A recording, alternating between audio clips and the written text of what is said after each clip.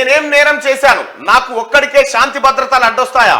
అస్సాంలో ఆలయానికి వెళ్లనీయకపోవడంపై రాహుల్ గాంధీ మండిపాటు, మద్దతుదారులతో కలిసి రోడ్డుపై బైఠాయించి నిరసన అంటూ ఒక వార్త.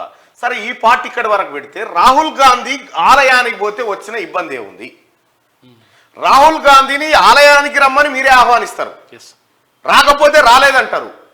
ఆలయ దర్శనానికి పోతా ఉంటే అడ్డుకుంటారు. ఇది ఎక్కడి కథ?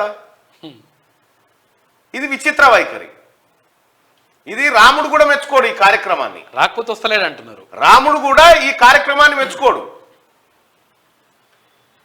రాహుల్ కు ఆదరణ వస్తున్నదనే బీజేపీ దాడులు, న్యాయయాత్రపై దాడిని తీవ్రంగా ఖండిస్తున్నాం మంత్రి శ్రీధర్ బాబు.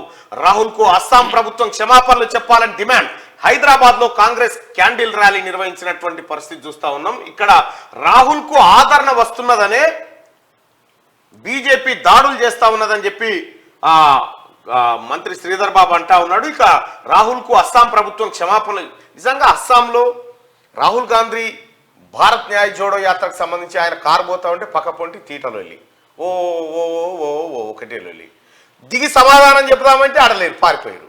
పోనీ అది అన్నా తన యాత్ర తాను చేసుకుంటూ పోతా ఉంటే నువ్వు రావాలే గుడికి అంటారు. సరే వస్తున్నప్ప అంటే నువ్వు గుళ్ళకి రావద్దు అంటారు. ఇది ఎక్కడి కథనో అర్థం కాదు. ఇది విచిత్ర వైఖరి ఉంది.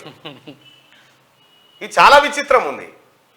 నరేంద్ర మోడీ గారు మీరు విగ్రహం పెట్టి అయిపోయింది. ఇది మొత్తం సమస్త హిందువులందరి ఆస్తి. అదిగా నాట్ ఓన్లీ మీ భారతీయ జనతా పార్టీతో ఇంకోటో కాదు. అది ఎవరైనా పోవచ్చు, ఎవరైనా చూడొచ్చు. ఈ అడ్డుకునే కార్యక్రమం ఏదైతే ఉందో ఇది మంచి పద్ధతి కాదు.